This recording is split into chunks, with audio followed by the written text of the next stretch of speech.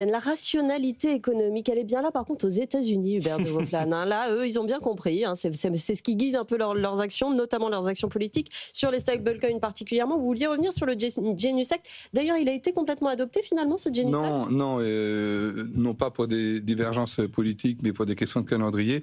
Donc il devrait être adopté la semaine prochaine. La semaine prochaine a été qualifié de Crypto Week par la Chambre.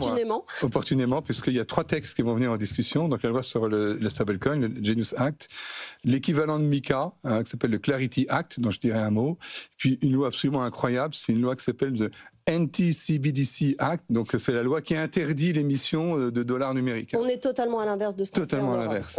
Allez-y, voilà. développez sur ces 3 textes totalement différents. Le Genius Act, on en a un petit peu déjà parlé ici, mais grosso modo, ça reprend les mêmes idées que dans notre règlement MiCA, c'est-à-dire les conditions dans lesquelles on peut émettre des stablecoins. Alors, aux États-Unis, c'est toujours plus compliqué qu'en Europe. C'est-à-dire que vous avez une licence fédérale pour les banques, vous avez une licence fédérale pour les non-banques, et puis des licences nationales pour les autres. Ensuite, à l'intérieur de ces licences, les sujets, c'est la composition des réserves. C'est assez proche de ce qu'on trouve en Europe. Et l'interdiction des rémunérations aussi. C'est la même chose qu'en Europe, avec une petite subtilité supplémentaire. C'est un point de crispation pour les banques, la question de rémunération. Oui. C'est qu'aux États-Unis, ils interdisent la rémunération des porteurs, mais ils n'interdisent pas la rémunération des intermédiaires qui distribuent les stablecoins. Donc tout va se passer, bien sûr, par la distribution. Donc ça, c'est le Genius Act qui va... Il y a 2 textes qui sont en compétition sur le stablecoin, le Genius Act et le Stable Act, un qui était porté par la Chambre des représentants, l'autre qui était porté par le Sénat. Celui qui va sans doute arriver jusqu'à la fin du processus, c'est le Genius Act, et c'est un texte qui a déjà été adopté au Sénat sur 2 tiers, 1 tiers. Donc ce sont des textes qui sont, consensuels, c'est-à-dire qui sont portés par un sénateur républicain et un sénateur démocrate, ou un représentant démocrate, un représentant républicain. Donc texte consensuel, 2 tiers, 1 tiers. On aimerait bien avoir ça chez nous. On aimerait bien. Quand on voit les oppositions fortes sur d'autres sujets aux États-Unis. Donc ça, c'est voilà. À côté, vous avez le Clarity Act, qui porte bien son nom, je ne donne pas le détail de ce que ça veut dire, et grosso modo, qui vient clarifier la situation en disant, avant, on ne savait pas ce que c'était qu'un Bitcoin, un Ether, d'une manière générale, la crypto, et la SEC nous disait, je vous tape dessus, et tant que je vous tape pas dessus, vous savez pas, et quand je vous tape, mais c'est trop tard, vous saurez. Donc là, il y a un vainqueur, ça s'appelle la CFTC, c'est le régulateur des marchandises, et puis il y a un vaincu, c'est la SEC, puisque grosso modo, le législateur américain, toujours sous un projet consensuel bipartisan entre un républicain et un démocrate, transfère la quasi-intégralité des cryptos chez la CFTC. Avec une chose qui est assez intéressante, qui est de considérer qu'une crypto devient une commodity, donc une marchandise, lorsque la blockchain est mature. Donc il y a toute une définition de la maturité et de la décentralisation de la blockchain, je ne rentre pas dans le détail, mais grosso modo, si vous n'arrivez pas à prouver que votre blockchain est mature, ça peut être repris par la SEC qui va vous dire « Ah, vous voyez bien qu'en fait, vous n'êtes pas encore un protocole mature, vous êtes en train de lever des fonds comme une action, comme une security, etc. » Donc gros débat sur qu'est-ce que c'est qu'une blockchain mature, il faudra qu'on voit ça. Mais vous avez clairement la CFTC qui va venir là-dessus maintenant prendre le leadership sur cette réglementation. Et dernier projet... c'est mon préféré. Oui. Anti-CBDC Surveillance State Act. Oui, alors... C'est aussi mon préféré. Alors là, il n'est pas bipartisan pour le coup. Donc il n'est pas sûr de passer. Et il ne fait que reprendre le presidential order finalement de ce qu'avait dit le président Trump en disant je ne veux pas avoir de monnaie digitale sur le dollar. Donc il interdit à la Fed, il y a toute agence fédérale d'émettre, d'utiliser, de tester, de tout ce que vous voulez un dollar digital. Donc c'est de l'interdiction forte, mais il n'interdit que pour les opérations avec le public, ce qu'on appelle le retail, en grosso modo. Ça veut dire qu'il y aura un dollar numérique de gros ? Je ne sais pas ce que j'ai dit. J'ai dit qu'il y a de la place pour un dollar numérique de gros, puisque l'interdiction ne porte que sur le retail.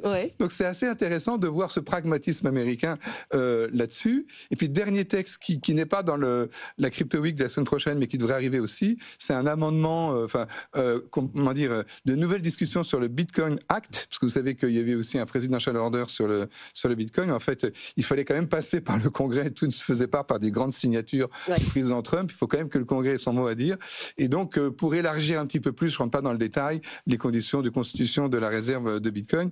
Donc, tous ces textes montrent que les États-Unis sont en train de se mettre en ordre de marche, je ne vais pas dire de bataille, en ordre de marche.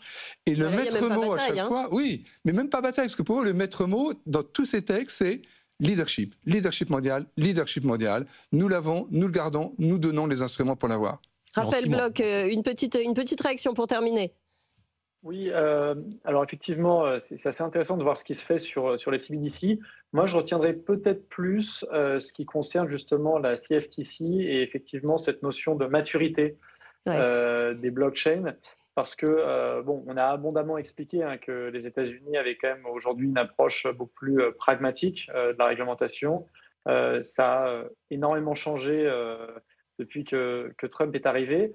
Après, on voit quand même que même si les choses sont plus claires, la régulation, c'est un peu du work in progress. C'est pas une fois qu'on a fait adopter 2-3 textes, tout marche. Et je pense que Bitcoin, on sait aujourd'hui considéré comme une commodité. Il y a un débat sur Ethereum. On va avoir ce débat sur les autres blockchains.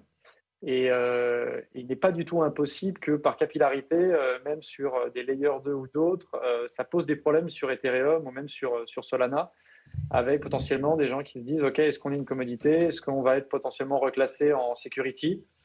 donc voilà, on va suivre ça parce que c'est effectivement un signal aussi par rapport à l'Europe. 30 secondes. Alexandre. Ce qui est intéressant, c'est qu'il y a pas mal de ces textes qui convergent vers un sujet sous-jacent, et d'ailleurs qui a fait beaucoup parler, c'était la guerre commerciale derrière, mais qui en fait en sous-main est plutôt une guerre monétaire. Il y a Trump, en gros, s'il arrive à dévaluer le dollar, c'est comme s'il mettait un droit de douane universel. Et donc ça se voit à la fois dans son push sur les stablecoins, qu'il a envie de diffuser le dollar dans le monde pour substituer des pays comme la Chine qui ont arrêté d'acheter des obligations du Trésor américain. On rappelle que Tether est maintenant passé au-dessus de l'Allemagne en termes de détention de Treasury Bills. Mais c'est aussi, on l'a vu, il a fait une petite phrase fin juin qui a été très peu notée, mais il a dit c'est bien le Bitcoin, ça enlève de la pression sur le dollar. Et en fait, ça donne du crédit à cette thèse que en fait tout ça n'est pas juste les délires d'un fou, mais qu'il a une cohérence. Après, on est d'accord ou pas. Il a un agenda, mais en aussi. tout cas, son agenda, c'est de en fait d'évaluer le dollar pour pouvoir, alors en partie en redonnant du pouvoir à Bitcoin pour le crédibiliser comme une réserve de valeur, et en partie en continuant de diffuser pour trouver un canal alternatif aux acheteurs historiques du dollar. Très intéressant en tout cas de voir à quel point le fossé se creuse entre ce qu'on fait en Europe et ce que font les États-Unis. On n'a pas fini d'en parler. Merci beaucoup, messieurs.